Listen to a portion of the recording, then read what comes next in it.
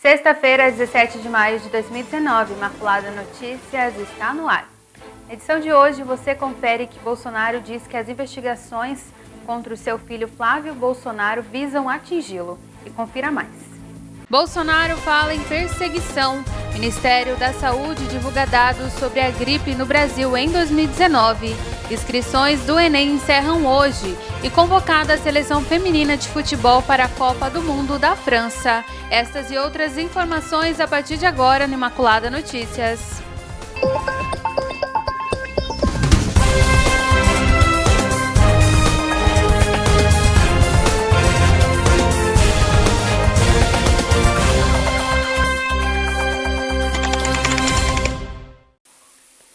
E o presidente Jair Bolsonaro disse ontem, quinta-feira, em Dallas, nos Estados Unidos, que as investigações contra o seu filho visam atingi-lo.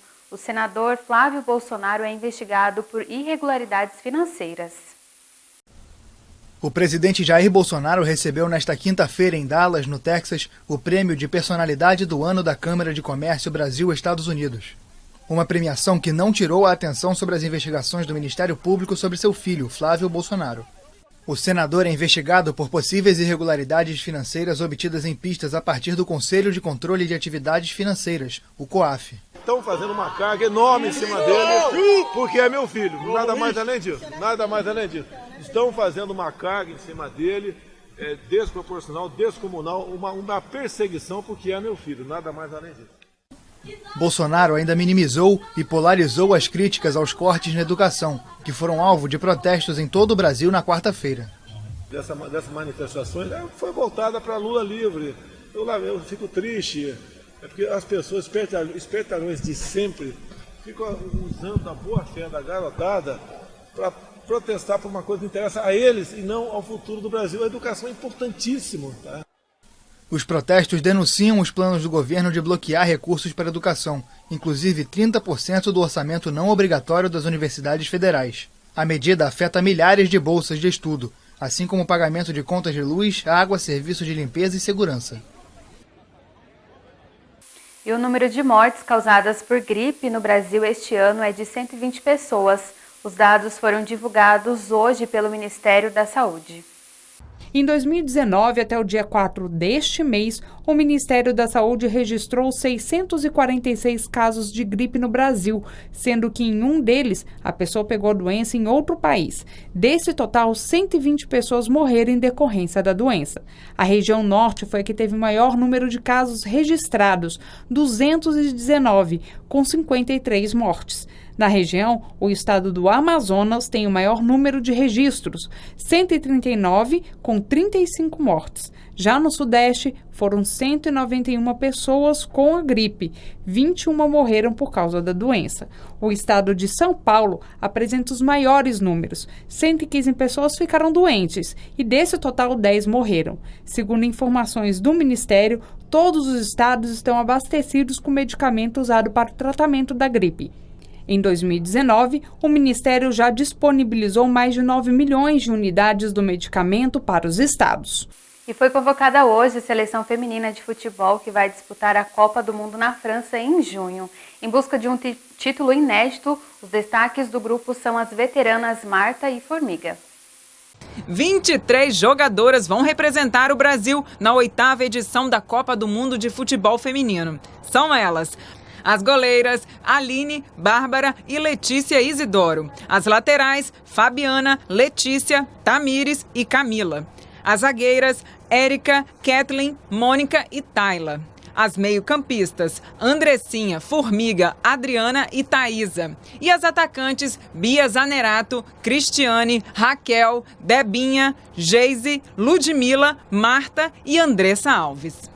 Das 23 jogadoras convocadas, 16 já atuam no exterior e todas vão se encontrar a partir do dia 21 de maio em Portugal. Para o técnico Vadão, esse encontro vai ser decisivo para a preparação para o Mundial.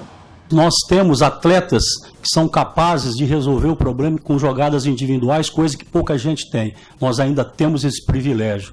Então a gente sai daqui muito otimista de fazer uma grande campanha e dizendo, inclusive, buscar esse tão almejado título mundial. A seleção brasileira estreia na Copa do Mundo no dia 9 de junho contra a Jamaica, em Grenoble, cidade no sudeste da França. As jogadoras têm no cronograma ainda outros jogos da primeira fase do Grupo C, contra a Austrália no dia 13 e contra a Itália no dia 18 de junho. E hoje é o último dia para os estudantes se inscreverem no Exame Nacional do Ensino Médio deste ano. As inscrições podem ser feitas pela internet na página do participante até às 23 horas e 59 minutos. A dica do Ministério da Educação é não deixar para se inscrever na última hora, pois são comuns os picos de acesso ao sistema de inscrição nos últimos minutos. Também termina hoje o prazo para solicitar atendimento especializado e específico e para alterar dados cadastrais. Municípios de prova e opção de língua estrangeira. No dia 22 será divulgado o resultado do pedido de atendimento especializado específico. A taxa de inscrição para o Enem é de R$ 85. Quem não tem isenção deve fazer o pagamento até o dia 23 de maio em agências bancárias, casas lotéricas e correios. O Enem será aplicado em 2 domingos nos dias 3 e 10 de novembro. Bom, e no próximo bloco você confere o presidente dos Estados Unidos, Donald Trump, revelou nesta quinta-feira um plano radical de reformas do sistema migratório americano. Imaculada Notícias volta daqui a pouquinho.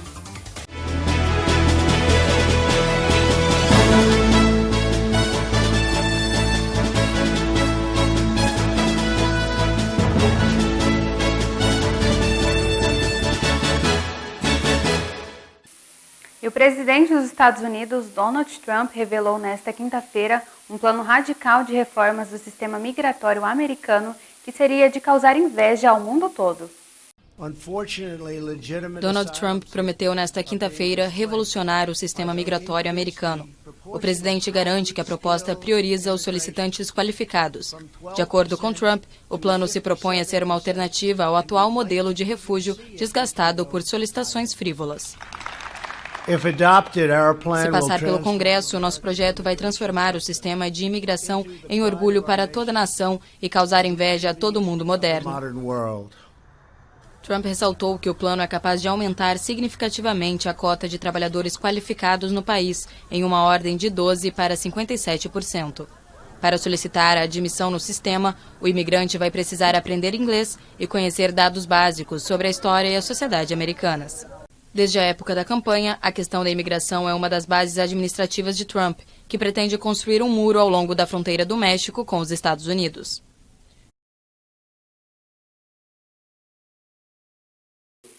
E a crise na Venezuela é angustiante para todos os setores da população.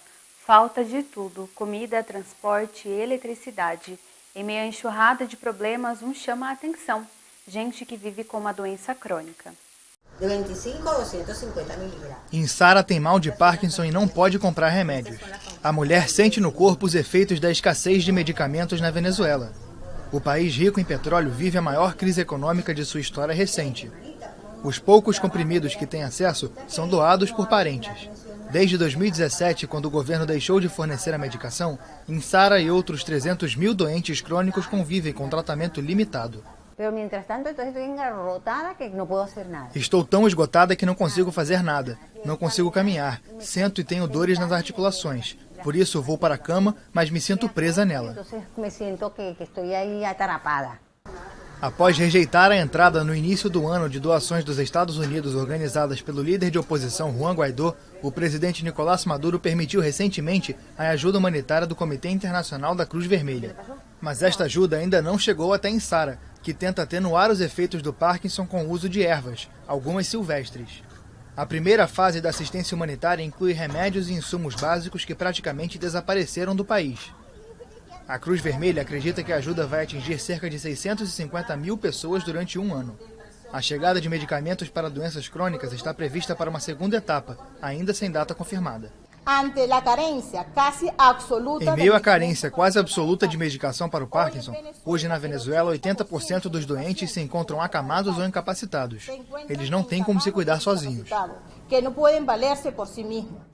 O governo de Nicolás Maduro atribui a falta de medicamentos às sanções americanas e nega que haja uma emergência humanitária. A ONU acredita que pelo menos 7 milhões de venezuelanos, um quarto da população do país, precise de ajuda humanitária imediata. E 2 jornalistas foram inocentados de insultar um líder estrangeiro por publicar uma charge que ironizava uma visita do presidente turco à Grécia. A decisão diz muito sobre as relações entre os 3 países. 2 jornalistas do Chipre foram absolvidos das acusações de insultar o líder da Turquia, Recep Erdogan. O editor e um repórter do jornal África foram acusados de insultar e difamar o presidente turco em uma charge que retratava uma estátua grega urinando na cabeça de Erdogan. Mas a justiça decidiu que o desenho não constituía um insulto, mas relatava o sentimento de alguns gregos depois das reuniões entre representantes da Grécia e da Turquia. O editor declarou que a decisão é uma vitória para os jornalistas e uma derrota para Erdogan.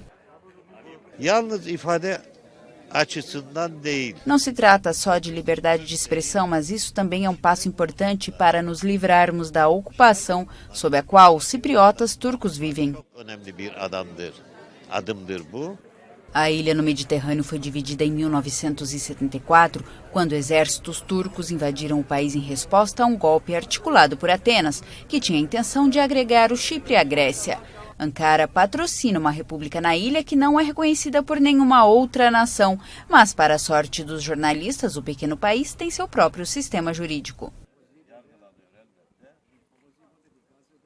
E até domingo, dia 19, instituições culturais de todo o país estão com programação especial para a Semana Nacional dos Museus.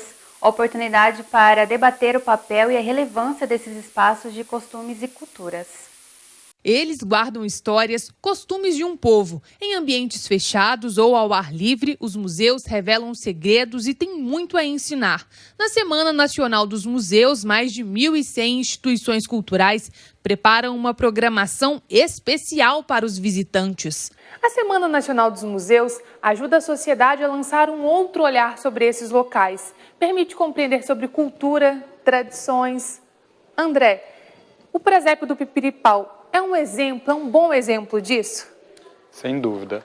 O presépio do Pipiripau, ele é exatamente a expressão da tradição de todo um saber fazer que vem das produções populares.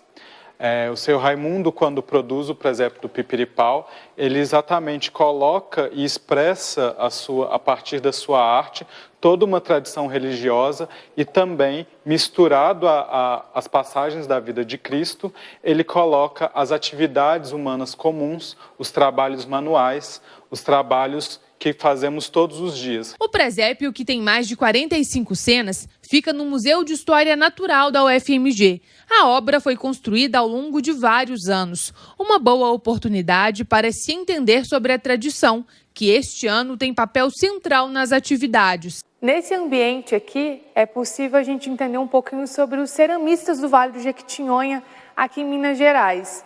Lilian, o que é aqui que nos ajuda a entender sobre essa cultura do povo, né, do Vale do Jequitinhonha? Então, o Jequitinhonha é um lugar muito importante na cerâmica faz muito tempo. Aqui nessa exposição no Museu de História Natural, a gente tem várias peças da década de 60.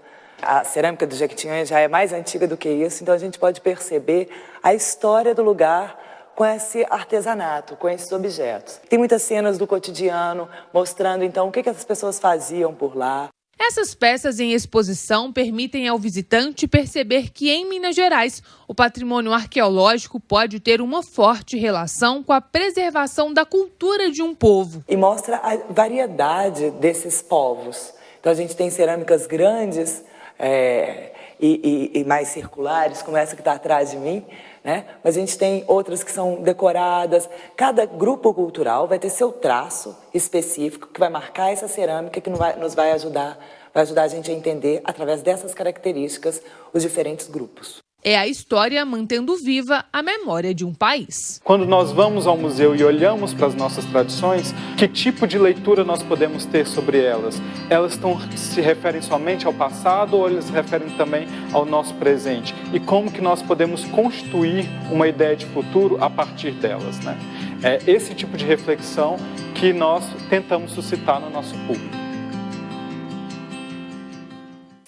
E em Campo Grande temos vários museus que você pode visitar com a sua família. Anote os endereços. O Marco Museu de Arte Contemporânea, em Mato Grosso do Sul, fica na rua Antônio Maria Coelho, número 6000.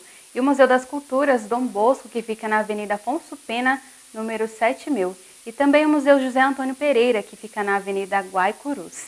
Bom, essas foram as nossas informações desta sexta-feira. Desejo a você um ótimo final de semana. Na segunda-feira eu te aguardo aqui na TV Imaculada, às 5h30 da tarde. Um final de semana para você. Salve Maria Imaculada!